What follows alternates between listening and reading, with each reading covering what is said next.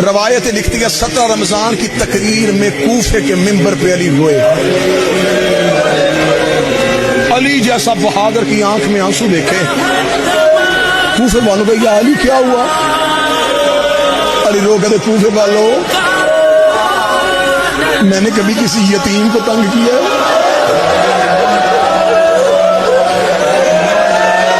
नहीं अली। अली रोगे बर्बादे, तुम सो रहे होते थे, मैं पुष्ट में राशन लाद के मैं यतीमों के घरों में छोड़ के आता रहा। मैंने तुम्हारी बेटियों के सरों पे चादरें दी हैं। कूफे वालों, मैंने कभी किसी की गैरत को नहीं होने दिया।